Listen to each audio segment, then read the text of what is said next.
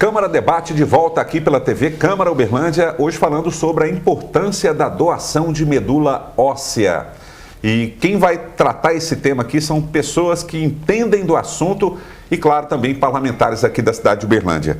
E a gente começa apresentando aqui a Ludmila Guimarães Martins, que é coordenadora do setor de captação de doadores do Hemocentro de Uberlândia.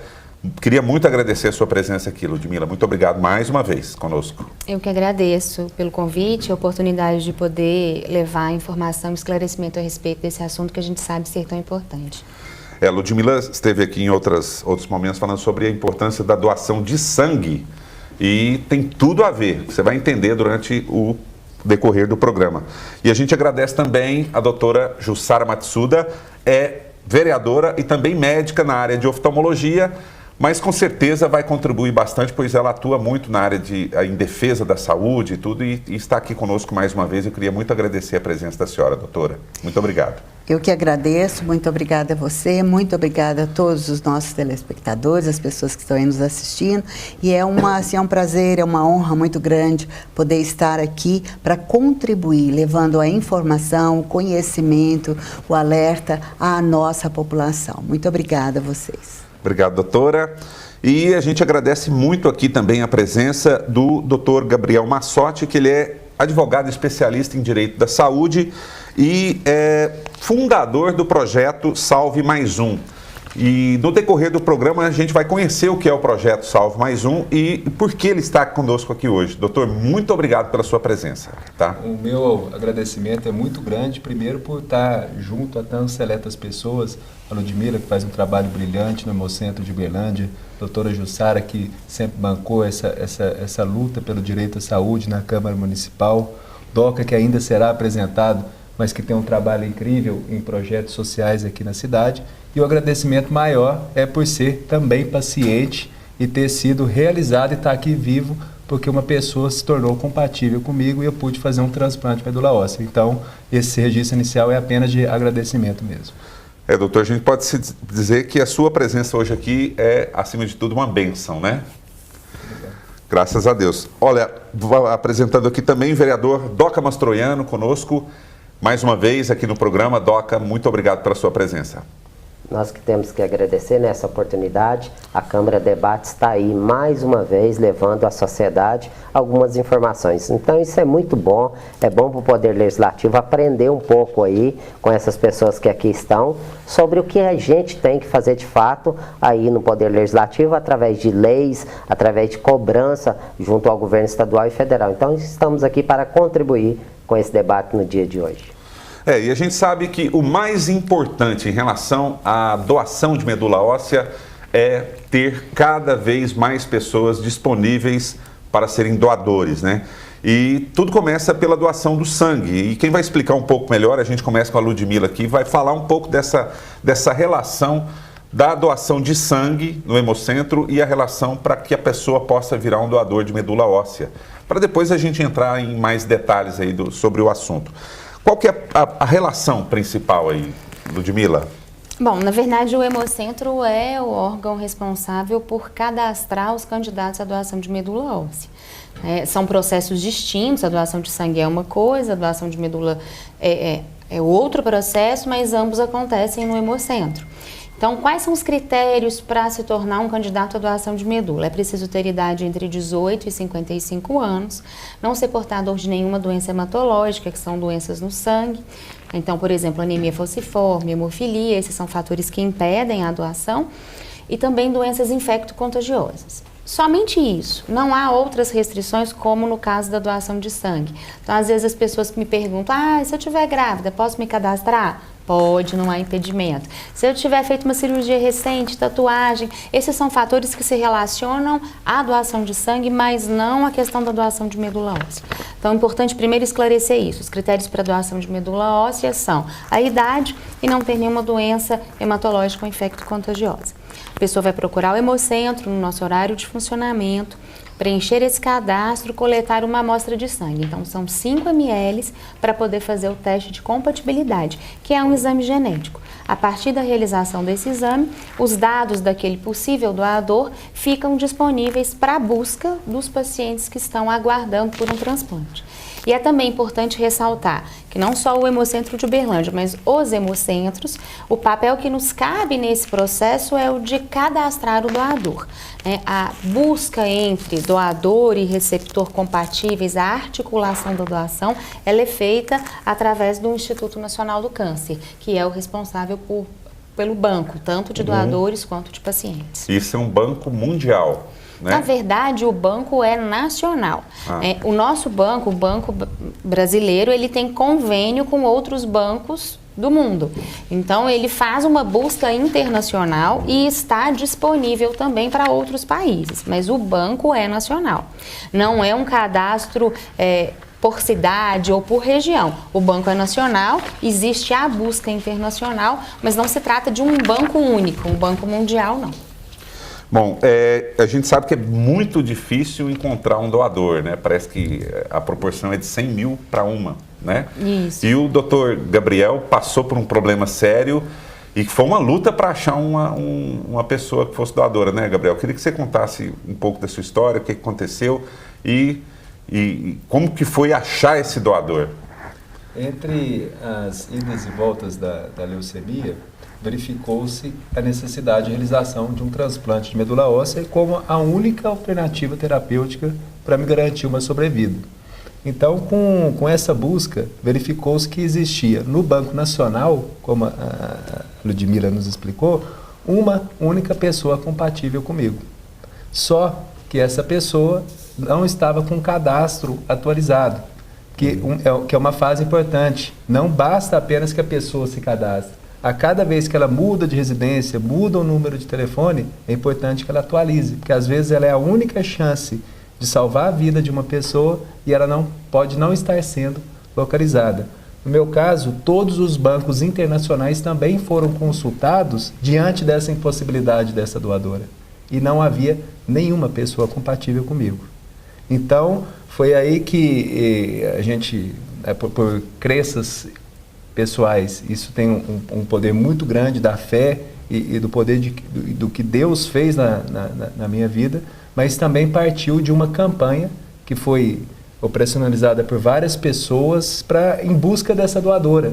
Será que essa pessoa não poderia ser localizada? Será que às vezes a gente não tem que discutir como o INCA faz esse acompanhamento e esse registro dessas pessoas, o acompanhamento, a fidelização desse doador?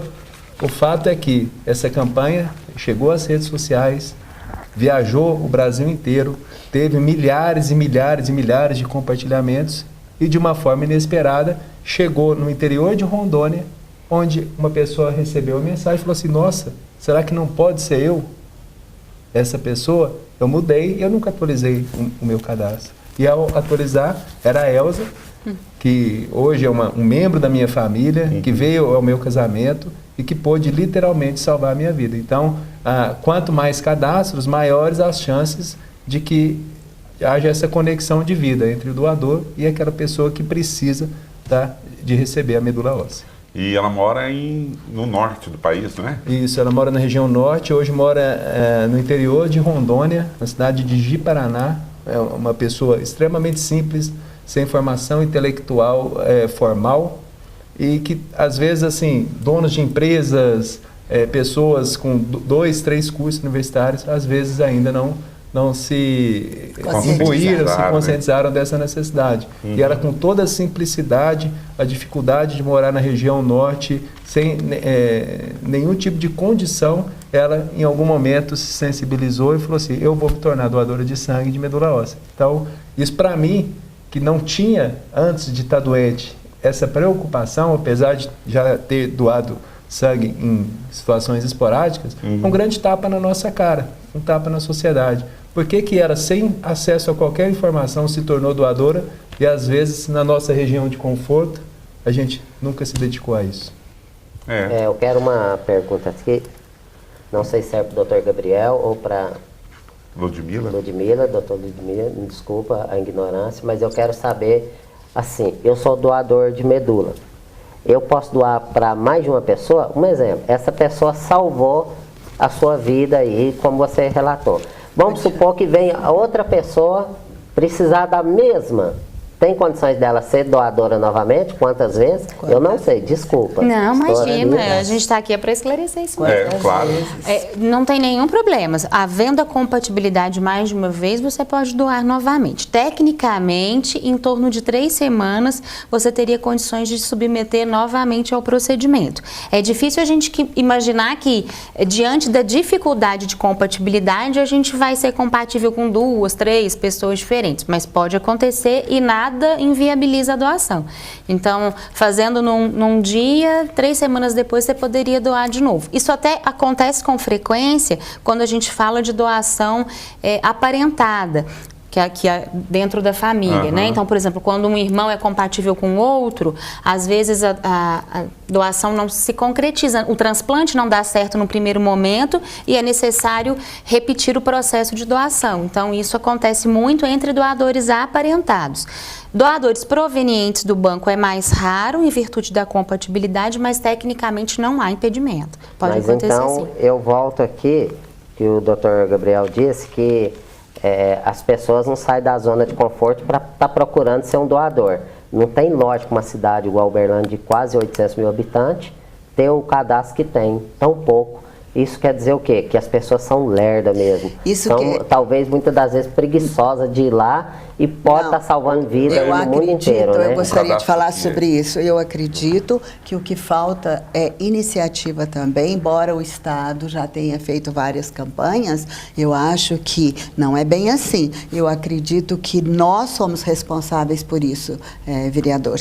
É de fazer campanhas, entende? O governo tem que se empenhar, envolver maciçamente numa campanha de conscientização. Então, eu acredito que as pessoas permanecem sim na zona de conforto, mas elas precisam ser estimuladas e mostrar que doação é um ato de amor, entende? É a sua forma de colaborar com este mundo e salvando vidas, entende? É o seu DNA, é o que você deixa registrado aqui nessa passagem, entendeu? Então, é conscientizar as pessoas da importância e da dificuldade. Então, nós precisamos fazer mais campanhas educativas, a gente precisa levar informação, porque às vezes as pessoas querem fazer o bem, mas não sabem como fazer o bem, de que forma fazer o bem.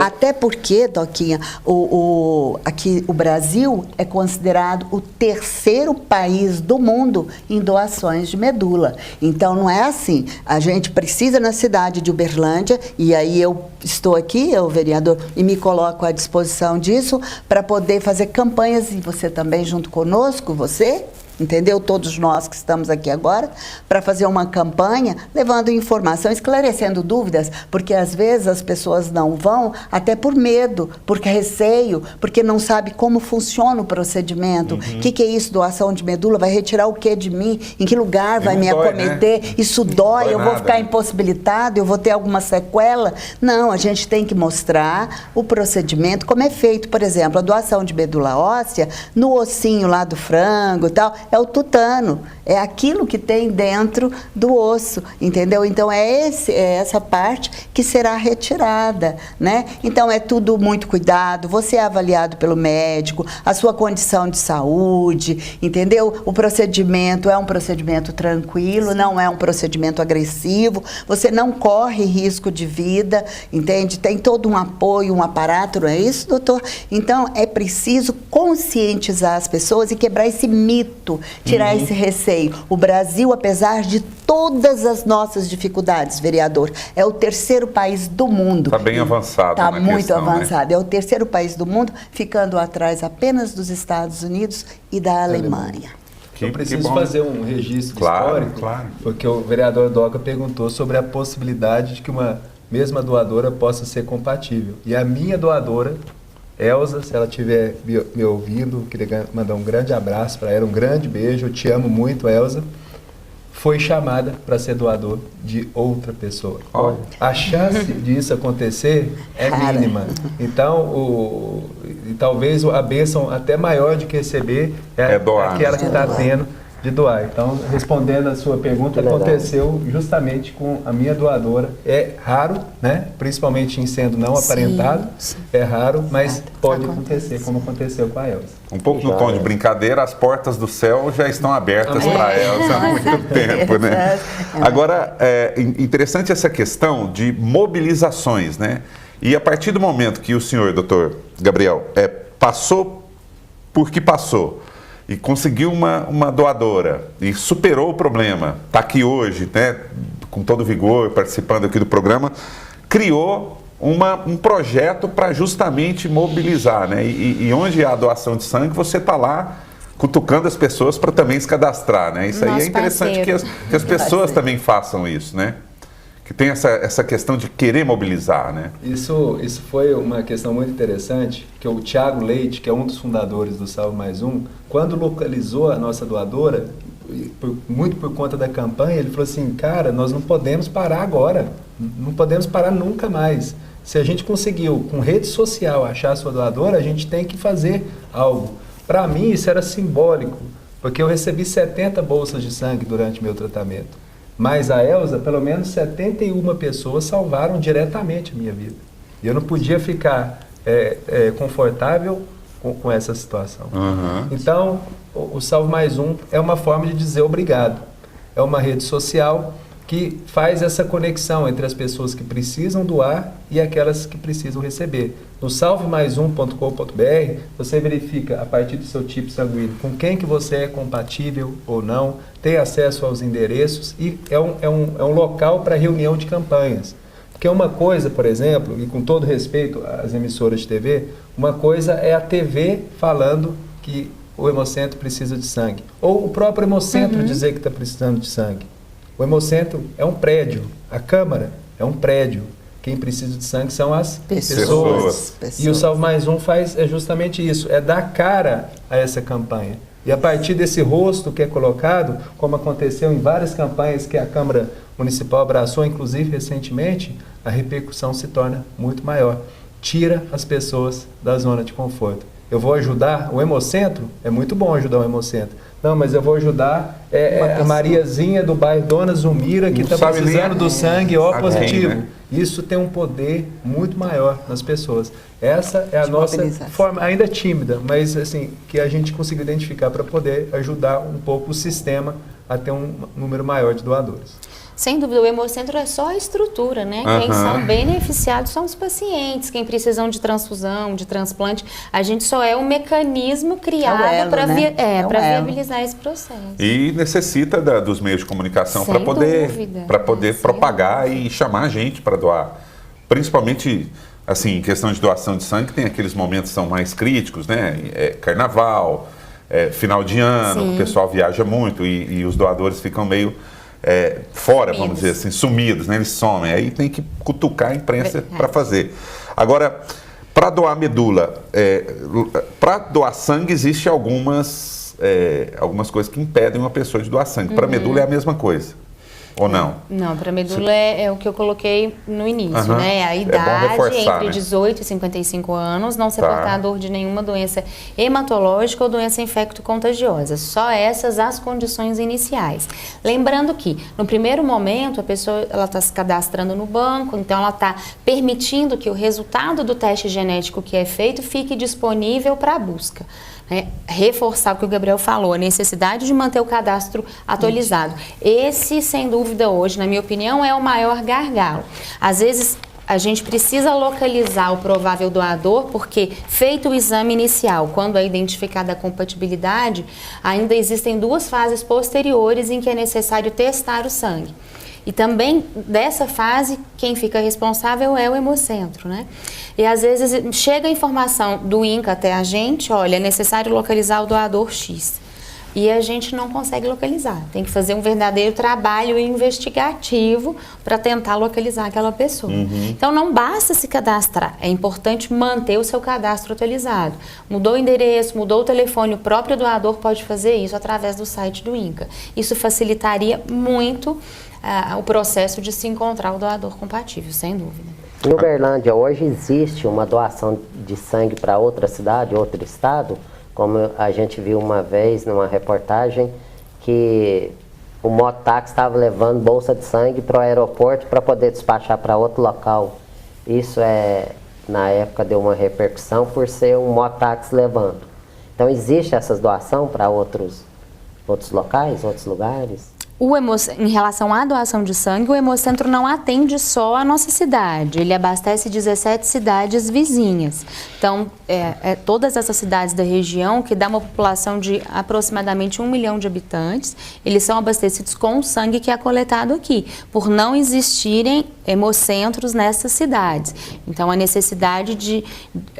quando há demanda por transfusão, seja cirurgia, tratamento, enfim, os diversos diagnósticos que levam à necessidade de transfusão, eles são abastecidos com sangue coletado pelo Hemocentro.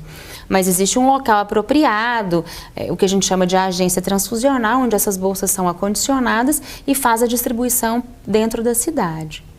E em Uberlândia já aconteceu de tragédia fora da cidade, como em outro estado, e precisar recorrer a Uberlândia para levar?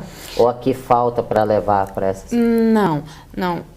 Assim, a gente consegue, na maior parte do tempo, suprir a nossa necessidade. É claro que existem momentos de queda, onde a gente realmente aciona a mídia, mas a gente consegue suprir a nossa necessidade e, pelo contrário, muitas vezes a gente funciona como suporte para outras regiões do estado. Por exemplo, agora, assim, a gente fugiu um pouquinho do assunto. Não, mas é bom que a população talvez perguntar isso. Sim, é uma oportunidade, eu estou perguntando assim, mas isso aqui tem tanta gente doando todo dia, para onde vai? Para onde vai? O que está acontecendo? Por exemplo, agora com esses casos de febre amarela, principalmente na região de Belo Horizonte, onde o número está bastante elevado, o paciente com febre amarela, ele utiliza crioprecipitado, que é um hemocomponente produzido a partir do sangue. Então, a gente tem dado esse suporte à região de Belo Horizonte e, quando possível, quando o nosso estoque de sangue permite, a gente também consegue fornecer sangue para Belo Horizonte, Juiz de Fora, que às vezes tem uma demanda maior e não conseguem suprir a sua necessidade. Mas é claro que o nosso foco é o atendimento de Uberlândia e região, né? Esse suporte a outras regiões só acontece quando há disponibilidade de estoque, porque o sangue ele é um componente que tem validade, então não adianta eu ter muito se eu não vou utilizar, né? Então, se está próximo à data de vencimento, a gente otimiza a utilização para que não haja perda. Mas nunca é demais os doadores. Não. Sempre, quanto mais melhor, né? Com certeza. E, inclusive, até nessa questão de doação de medula, voltando aqui no medula, é sempre bom ter incentivos para que as pessoas continuem fazendo campanhas, né? Sim. E a Câmara tem feito movimentações nesse sentido, né, doutor? O DOCA até esses dias deu uma moção de aplauso pessoal da Liga da Medula, né? Da Medula, aquela Liga da Medula foi através daquele jovem, né, que não é bom a gente ficar repetindo o assunto. A gente fez uma campanha na cidade, no sinaleiro, mas, olha, eu vou falar, por isso que eu volto a repetir. Não apareceu ninguém para ser doador, então não foi falta de falar, não foi falta de explicar o que é. Foram pessoas capacitadas para falar, para ensinar, nos sinaleiros, escola, através de panfletos, mas o povo, infelizmente, muitas pessoas ainda tem aquela... Não se sensibiliza, né? Não se sensibiliza. É falta de informação. Entendeu? Eu acredito que é falta de informação. As pessoas, na verdade, têm receio, medo de fazer a doação. É como a Ludmila disse, olha, você vai se cadastrar como doador. Então, para ser um doador, tem que ter entre 18 a 55 anos e tem que estar em bom estado de saúde. Entendeu? Isso é básico. Aí você fica cadastrado. Caso surja uma pessoa precisando, necessitando, e você sendo compatível, você será chamado, né? Por isso que o cadastro é importante, que fique atualizado. Entende? Você botou seu nome ali, você deu aquela vontade de fazer isso. Se, quando você for chamado, se você disser, não, eu não quero mais doar, é uma opção sua, entendeu? Então, quando você fala, eu quero ser um doador, o primeiro passo é se cadastrar, colocar lá seu nome, entendeu? Você vai fazer um teste e tal, tá tudo bem, deixa lá. Se houver uma pessoa ali, lá longe, precisando, você será chamado. Se você permanece, você continua sendo um doador, você não é obrigado a ser. E aí você imagina, olha que lindo que significa isso, como foi para você. Aí você é chamado, no meio, assim, a pessoa ali, você vai pensar que você vai salvar uma vida. Sabe o que você tem que pensar nisso. Você está salvando uma vida. E você foi o escolhido, que é o mais bonito ainda. Você foi escolhido. No caso da Elza, escolhido 2 vezes. Exatamente. Então é um privilégio. Tem possibilidade de ser mais vezes ainda. Eu vejo isso, eu vejo a doação como um ato de amor. É um privilégio você ser compatível. E hoje está aqui o doutor, por exemplo. Entendeu? E eu tenho ouvido e eu tenho vários depoimentos de pessoas que se transformaram em doadores e conseguiram, porque também não é fácil, não é fácil. Por exemplo, você está aí, você quer ser doador, mas talvez você não consiga doar, mesmo você querendo, porque seu sangue e tal não vai ser compatível. Então, a história da compatibilidade, ela é difícil. Não é tão simples assim. Por isso que nós precisamos de muitas, milhares de pessoas envolvidas no processo de doação. Porque não é, doutor? Porque de repente são milhares de pessoas e uma criança precisando. E não consegue. Acho que no mundo hoje são cerca de 25 milhões, né? De mais doadores, que mais isso, ou menos. acredito. Um destaque importante, durante as palestras que o Salve Mais Um faz nas empresas de Uberlândia, da região, de São Paulo, rotineiramente a gente é convidado para falar sobre isso tudo. Uma vez eu perguntei para uma das participantes como que ela achava que funcionava a doação de medula. Ela achava que era aberta a coluna da pessoa e que era retirada a medula espinhal da pessoa e colocada na outra. Então, e a gente não pode condenar essa pessoa. Não. Porque muitas vezes a própria doação de sangue ela é mais estimulada nas campanhas na TV e a de medula não tem essa mesma reverberação na própria mídia. Então, eu queria até anunciar em primeira mão aqui para a TV Câmara que o Salve Mais Um teve uma pessoa de Uberlândia que foi acionada para ser uma possível doadora de medula óssea e nós estamos fazendo um documentário para fazer a rota desse doador. Como que funciona a doação sob a perspectiva do próprio doador. Isso. Porque às vezes o estigma é o que recomenda a pessoa a não procurar o hemocentro. E aproveitando a oportunidade, no caso a Elza, e se eu falar alguma besteira técnica, a Ludmila está aqui para me corrigir, a doação de medula óssea ela se dá de 2 formas. A primeira delas, através de punções na região da medula óssea, que a medula nada mais é do que um sangue. São fragmentos do próprio sangue. Então não é um pedaço de nada. São células que são colhidas. Então, a bacia. Ao contrário até de outros transplantes convencionais, por exemplo, se eu doar um dos rins, eu vou ficar sem um dos rins. No transplante de medula, você não perde absolutamente nada. 15 dias depois, 2 semanas depois, todo o seu material já está regenerado. Agora, a minha doadora, por exemplo, optou pela forma de extração que é chamada aférese. A doação, no caso, estimulada, ela toma uma medicação de 3 a 4 dias para mobilizar essas células e ela coleta como se fosse uma transfusão de sangue. Então, de forma periférica, no próprio braço, como se fosse uma doação simples. Então, é um processo simples. Eu não poderia afirmar que seria responsável. Ficaria dolorido, por exemplo, na questão da punção? Provavelmente vai ficar dolorido 24 horas, por exemplo. Mas o que seria essa dor mínima, esse incômodo, eu não vou chamar de dor, esse incômodo, comparado com a possibilidade de salvar a vida de uma pessoa? E, por favor, se eu tiver cometido alguma impropriedade... E, doutor, eu gostaria de falar, você citou, e é importante, você falou sobre isso, eu acho muito importante deixar isso claro.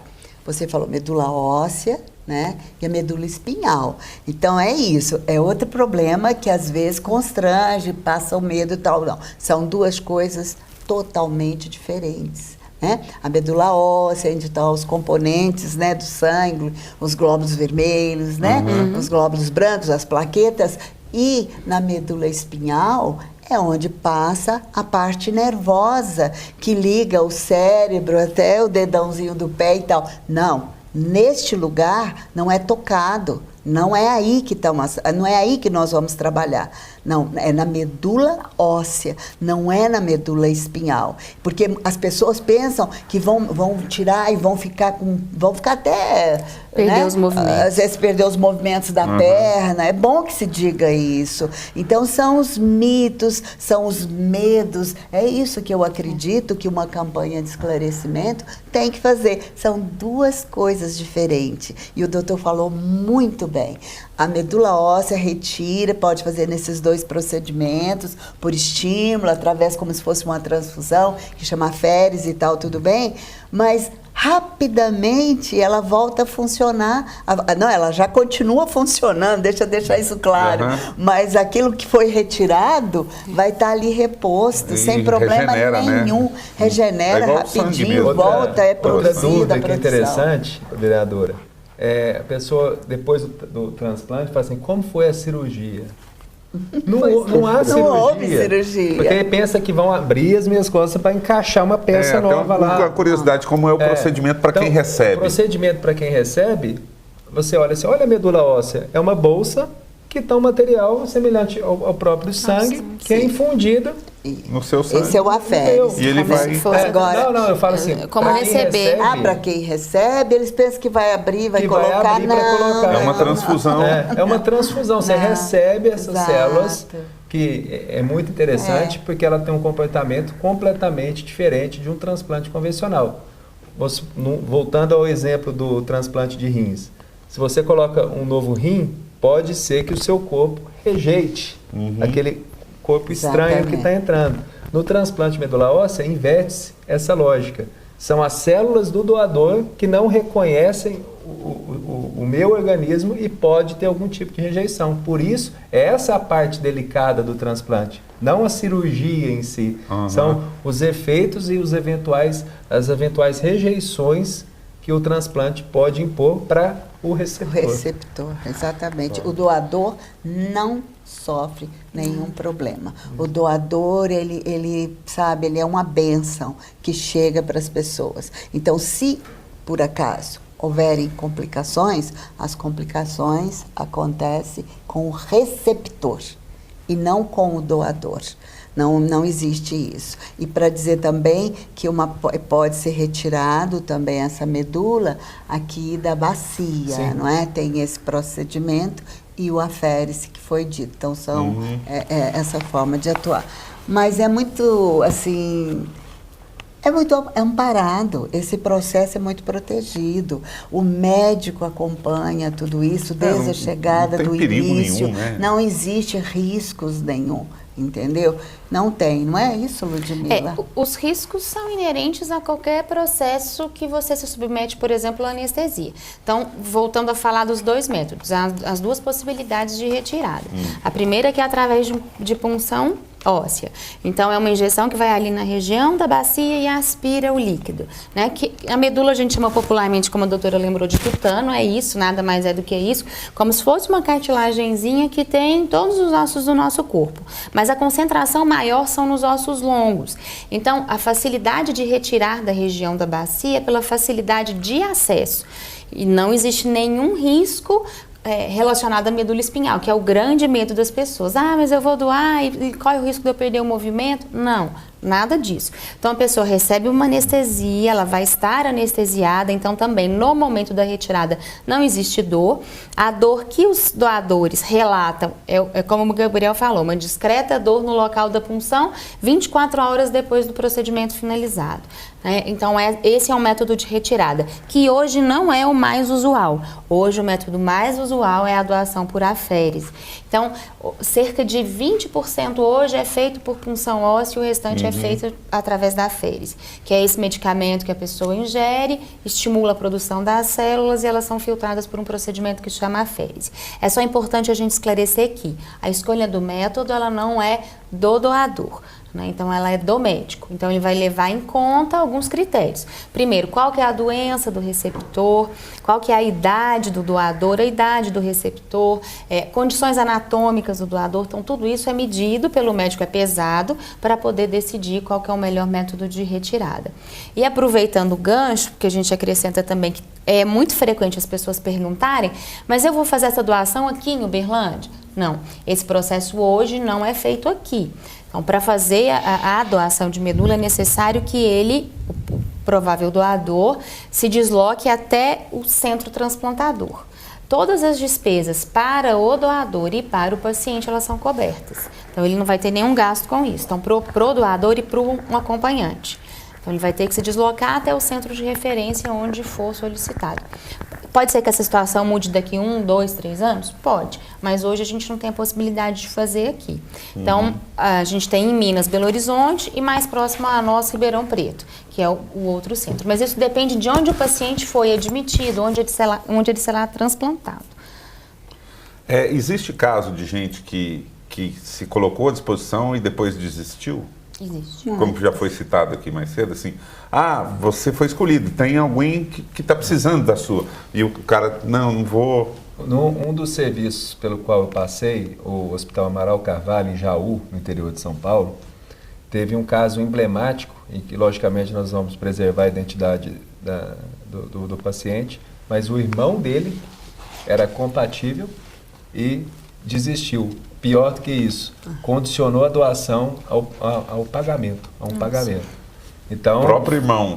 Então foi algo que foi, na época, um escândalo lá, na época que eu estava lá, e das pessoas realmente revoltadas. O próprio irmão, que era compatível, era um transplante aparentado que seria feito, não se disponibilizou por conta de uma briga ou de um problema pessoal que havia entre ambos. Agora, a desistência por conta do estigma que envolve a doação de medula é ainda recorrente. Em conversas com um dos maiores centros transplantadores, no qual inclusive eu fiz o meu transplante, que é o Hospital Sírio-Libanês em São Paulo, indica que realmente acontece pelo receio, por não entender como é o procedimento. E aí que a gente realmente questiona, às vezes, a forma como o INCA faz essa informação. Hoje ela já evoluiu. Antes era por um telegrama que era enviado para a pessoa. Hoje eles ligam. Mas hoje, no mundo de trote, de violência, você recebe uma ligação de alguém, desculpa, todo respeito às pessoas do Rio de Janeiro, mas com sotaque do Rio de Janeiro, no número 021. Fala, não, você pode ser doador de uma pessoa. Isso gera uma desconfiança. Então, nós do Salve Mais Um, eu enquanto profissional especializado em direito de saúde, eu recomendaria que fosse revista essa posição. O doador, quando comunicado de uma decisão tão importante que vai salvar a vida de outra, ela tem que ser abordada por profissionais da saúde, por um médico, por um psicólogo e por um assistente social. É uma equipe mínima, não são tantos os transplantes que são realizados. Uma equipe multidisciplinar que tenha condições de dar todas as informações. Porque às vezes é uma mulher e às vezes o não vem do esposo que não teve acesso a essa informação dentro de casa. E se ela por telefone fala, eu não tenho mais interesse, aquela pessoa já é desativada. Não tem uma insistência, não tem como não insistir, tem, não pode e não pode haver essa insistência. Então a abordagem tem que ser correta. E para ser correta, ela tem que ser por pessoas habilitadas, capacitadas, profissionais da saúde. A doutora está aqui, que é médica, a Ludmila sabe bem que é isso, por ver isso acontecer. Exato. Então a gente defende que o governo tem que investir sim nessas equipes multidisciplinares que vão viajar o Brasil inteiro. Exato. Não tem problema, mas que vão dar essa notícia de forma correta para as pessoas. Exato, muito importante o que ele falou. Pois não, doutora. Muito, muito importante. Porque as pessoas estão lá prontas para fazerem, né, a doação. Ela é né, o que vai salvar a vida de alguém que está precisando e tudo. E essa abordagem, ela tem que ser muito criteriosa, muito delicada. Tem que chegar, porque é como nós dissemos desde o início, você coloca o seu nome no cadastro. Aí depois de uns 5 anos, você vai ser, entendeu? Às vezes você nem está lembrando mais. Então a forma, você falou muitíssimo bem, colocou de uma forma muito boa, que não é assim, você agora, você foi selecionado. Não é dessa forma, porque a pessoa às vezes naquele momento, ela nem está esperando por essa informação, por Vai achar essa que é um notícia. trote mesmo, né? Independente não, além do disso, sotaque. E além disso, envolve a família, as pessoas, e aí entra aquela história do desconhecimento, pensando que o processo é agressivo e tudo mais. Então, eu acho que todo esse trabalho, primeiro estimular uma campanha envolvendo as pessoas, mas mostrar para elas como que funciona essa captação, como que é feito esse transplante, se ela vai sofrer alguma coisa, ela tem que receber essa notícia. A família tem que entender isso.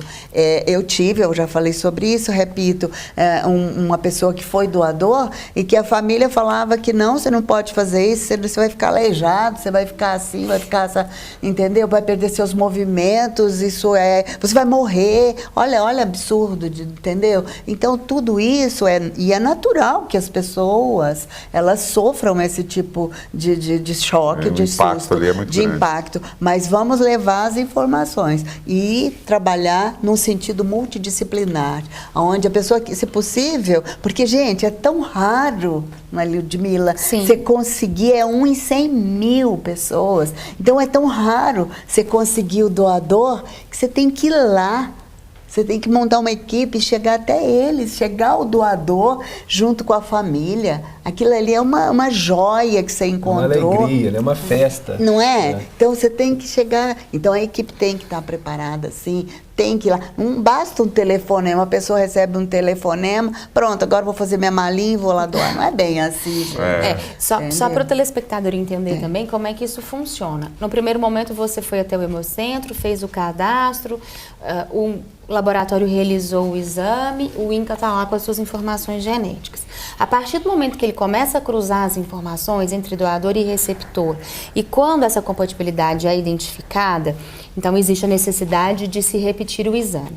Hoje eles trabalham com amostras congeladas.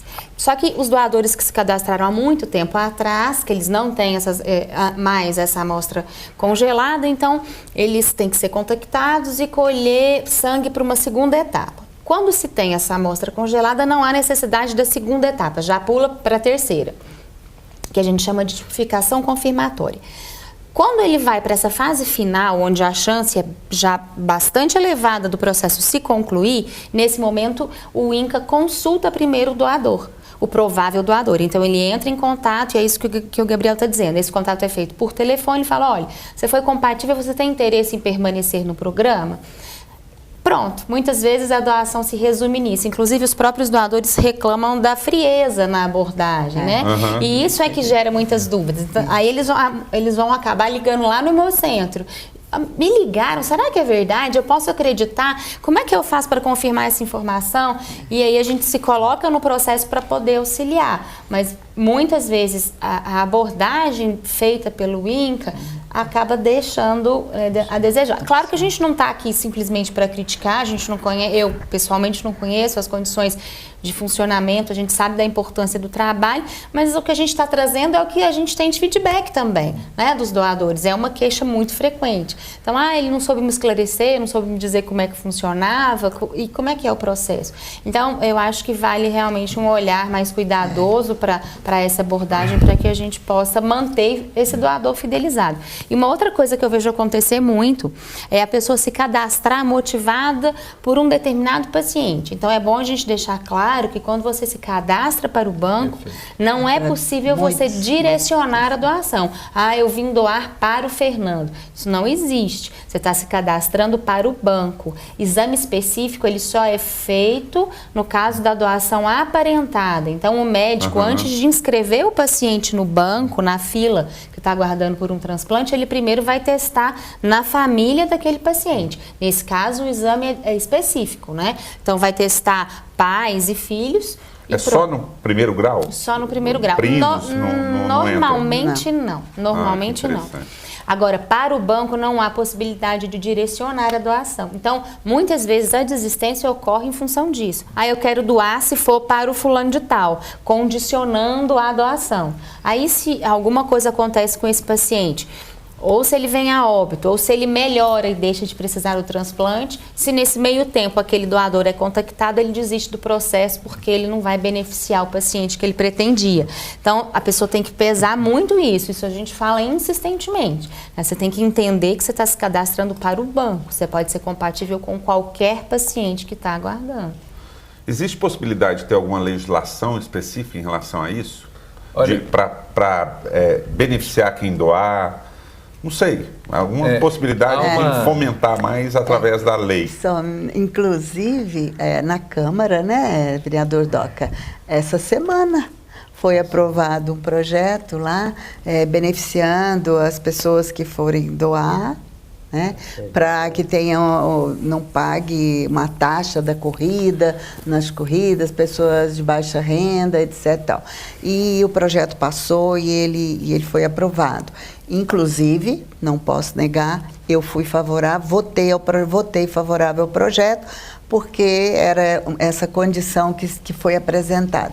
Mas particularmente, aí eu quero deixar minha opinião em relação a essa questão financeira, a esses benefícios, essa motivação através de vantagens, sejam materiais, entendeu? Qualquer tipo de vantagem. Eu, pessoalmente, eu acredito que a pessoa que faz a doação, penso eu, você citou esse caso dos irmãos, não tem que estar vinculada à questão financeira, a benefício, a nada disso. Tem que esperar nada em troca, penso que, eu vou repetir, para mim, a doação de órgão, doação de medula, a doação de sangue é um ato estritamente de amor, de solidariedade, de amor ao próximo, é a contribuição, eu volto a falar sobre isso, que nós, seres humanos, podemos deixar para o outro. Entende? É um ato de amor e de doação, assim, plena, sabe? Sem ligação nenhuma à parte financeira ou qualquer benefício que você venha receber. Infelizmente, foi passado, entendeu? Não, né? Votamos porque se referiu à baixa renda, e aí quando a gente se coloca meio que contrário, né, esse posicionamento, qualquer coisa em relação, então naquele momento seria interessante que estimulasse essa doação, né, através do esporte e tudo mais. Então foi um momento que aconteceu faria, né? ali, foi um momento. Mais do que essa questão de a doação, para quem é advogado, a própria palavra fala por doação. Si só. É doação. Agora, existe um critério de segurança muito grande envolvido. Por exemplo, vamos analisar a situação de uma pessoa de baixa renda que vai ter direito a fazer inscrição no concurso público sem ter que pagar a taxa por ser um doador de sangue. Na entrevista que é feita no Hemocentro, são feitas várias perguntas para verificar se ela pode ser doadora. Se ela tem qualquer vantagem envolvida a partir da doação, isso pode recomendar uma resposta diferente daquela ela que ela daria. Omitir informação. Vamos falar em omissão. Ou omitir também, né? Omissão. E com isso fica afetada a segurança de quem? Recebe. Então, esse ciclo não pode envolver benefício, não pode... Muitas vezes fala, por que o Salve Mais Um não faz chaveirinho para dar? Não tem que ter brinde. É igual no processo eleitoral, não tem que ter brinde, não tem que ter canetinha, não tem que ter absolutamente nada. Uma atitude espontânea. Uma atitude espontânea. E só para ratificar a crítica respeitosa que eu faço em relação ao INCA, em relação ao transplante de medula óssea, o INCA primeiro tem que ser valorizadas as pessoas que estão lá, porque elas trabalham com um pouquíssimo contingente de pessoas e fazem o que é possível. Talvez a forma de abordagem é porque a pessoa não teve a especialização, né? Não foi capacitada para isso, não recebe de forma compatível com o tamanho da responsabilidade que ela está assumida. Então eu queria aqui lançar uma crítica construtiva ao INCA. No Brasil, e a Ludmila pode falar isso, nós temos um limitador de cadastro de doadores de medula óssea por estado. Cada estado tem uma cota e não pode ultrapassar essa cota, que eu tenho sérias restrições e as justifico. Agora, se existe uma limitação, porque é caro cada registro que é feito, é caro, que é registro que é feito. Capital, sangue, E eles defendem também que não adianta ter muitos doadores numa mesma região, porque precisa de Diversidade. e que seja miscigenado isso. Tudo bem, isso a gente respeita, de alguma forma. Agora, se há um limitador de vida, eu chamo de limitador de vida, se há um limitador de vida, que pelo menos em contrapartida, quando acha esse doador, dê um tratamento diferenciado, dê a equipe multidisciplinar, coloque 3 jatos, tira um de um deputado, um de um presidente e um de um senador, para ficar disponível para fazer essa conexão entre quem pode doar e quem tem que receber. Tem que receber. É a única alternativa dessa pessoa. Tem que tratar esse cara na mão, A né? pão de ló. A A pão de ló. Isso mesmo. É. Além, outro problema sério é a falta de leito, né, Gabriel? Que às vezes existe o doador e não existe o centro para realizar o transplante.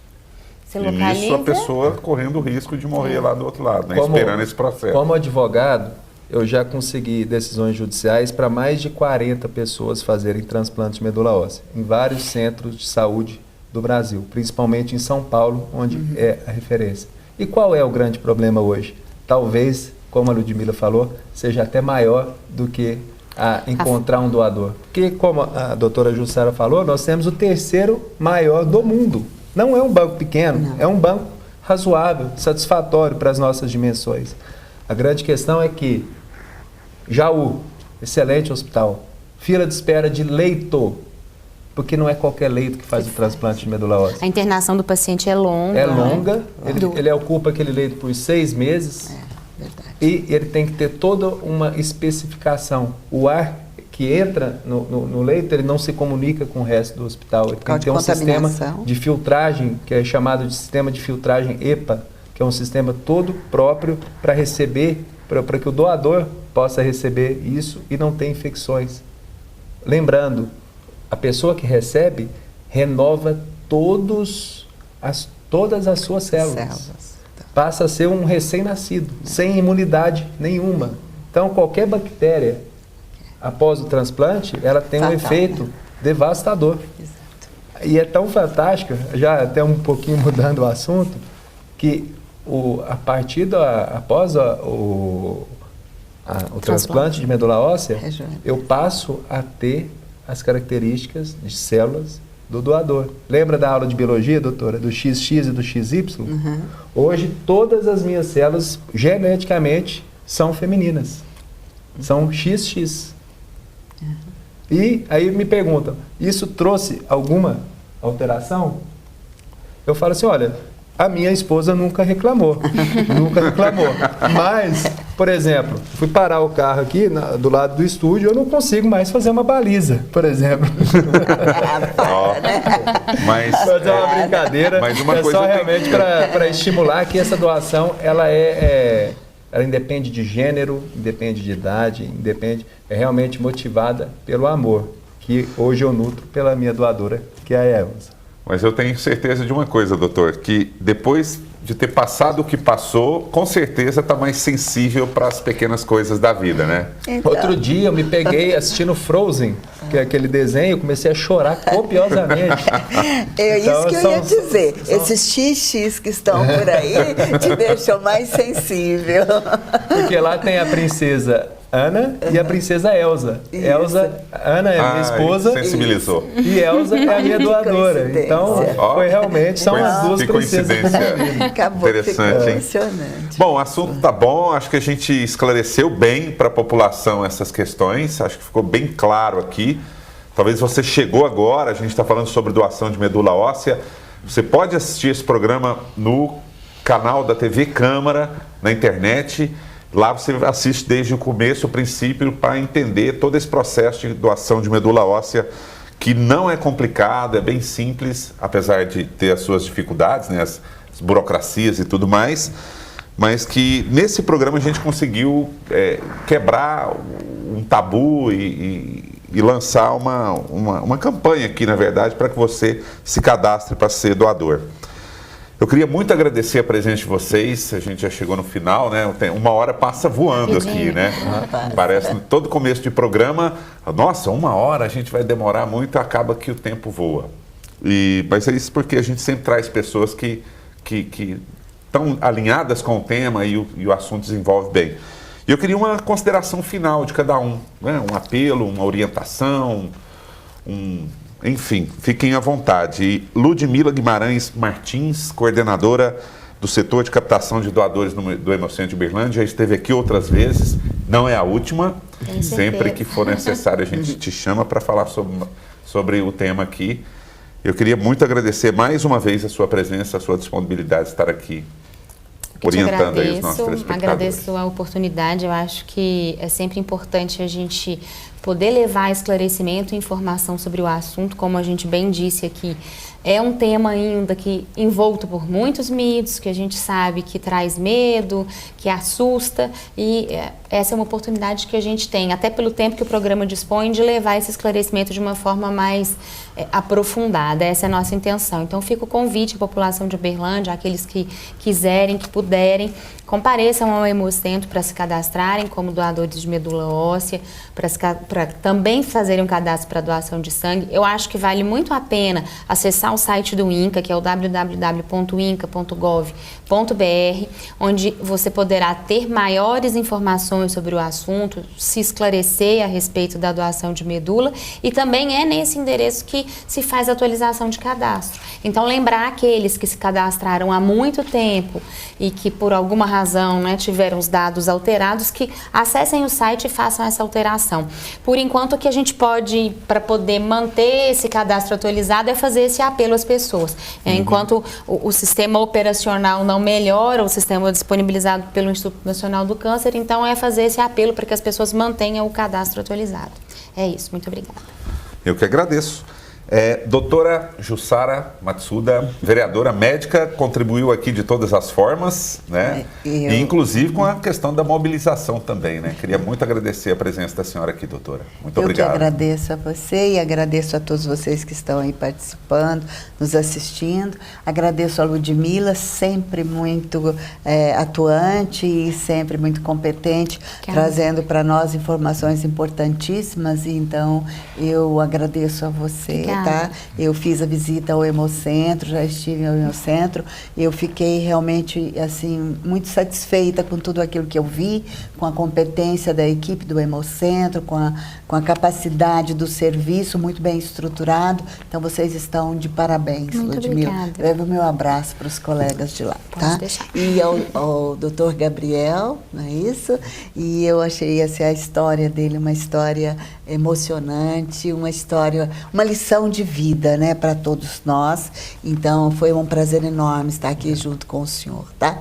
E eu quero entender melhor esse projeto do senhor. Agradeço ao colega vereador Doca Mastroianno, que também contribui muito, é muito atuante na Câmara e tem trabalhado muito mesmo em prol da população de Uberlândia. Então, fica aqui o meu respeito e admiração pelo vereador.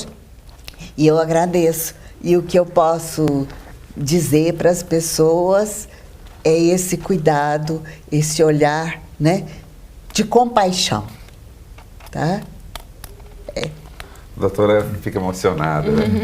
Mas isso é emocionante mesmo, quando a gente trata esse tipo de tema, realmente toca, né, as pessoas. Espero que você em casa esteja sentindo isso também. Dr. Gabriel Massotti, advogado especialista em Direito da Saúde, criador aí do projeto Salve Mais Um, e já deve ter salvado já mais de um, né? Acho que vai ter que colocar Salve Mais 1000 aí. Exato. Parabéns pela iniciativa, parabéns por ter a graça de ter recebido a dona Elza na sua vida e muito, muito obrigado pela sua presença aqui, doutor. Foi muito relevante para o nosso debate. Olha, Fernando, o agradecimento só pode ser meu, essa iniciativa da TV Câmara. Eu já estive aqui em uma oportunidade para falar sobre o processo eleitoral, um outro assunto em que eu também milito, mas poder falar sobre vida, pode ter certeza que é muito mais prazeroso. Aqui a gente está falando literalmente de vidas. Então, agradecer, porque ao contrário do que muitos pensam, os vereadores que aqui estão representando toda a Câmara de Uberlândia não estão lá só para votar projetos de lei, aprovar atos do Poder Executivo ou dar nome a logradouros públicos. A Câmara Municipal ela tem um poder muito maior que isso. Todos os vereadores que aqui estão e fazem bom uso disso, tem estrutura, tem meios de atingir as pessoas que estão no bairro, que estão nas praças, que às vezes não estão na Câmara Municipal, mas que percebem a presença do seu representante na sua comunidade. Então, esses são os grandes potencializadores, que fazem um projeto muito maior do que o nosso. O nosso é tímido, é privado, a gente tem limitações. O vereador tem essa capacidade de atingir a pessoa no seu íntimo, de tomar o café dentro da casa dessa pessoa. Então, quando eles têm acesso à informação, no caso da doutora, isso é indiscutível pela sua capacitação técnica como médica, como o DOCA também, de ter conhecimento de quão importante fez o compromisso que vai se tornar doador de medula amanhã. Vou esperar por ele. Então, isso é mágico. Então, a finalização de tudo isso temos o melhor hemocentro, os melhores profissionais. A Ludmila não está aqui em Uberlândia servindo a mais de 1 milhão de pessoas à toa. Ela é uma profissional altamente capacitada e que tem, de forma muito habilidosa, conduzido e coordenado esse hemocentro, que não é só de Uberlândia, é de todo o Triângulo Mineiro, todo o Alto Paranaíba, faz captação de sangue em Coromandel, em Tupaciguara, onde for chamado o hemocentro, ele sempre está lá firme, também com pouquíssimos recursos. Então a gestão que é feita lá é muito diferenciada. O Salve Mais Um é uma poeirinha que passa no hemocentro, porque o sangue do dia a dia, que chega nos hospitais, que chega nos prontos-socorros de toda a região, é um trabalho do hemocentro, e isso tem que ser reconhecido. E para vocês que estão ouvindo a gente, o recado venha conhecer esse universo. Eu não era doador de medula, eu não posso hoje ser doador de medula pelo que eu passei. Então, eu levei um tapa na cara e tive que aprender pela dor. Nem todo mundo precisa aprender pela dor.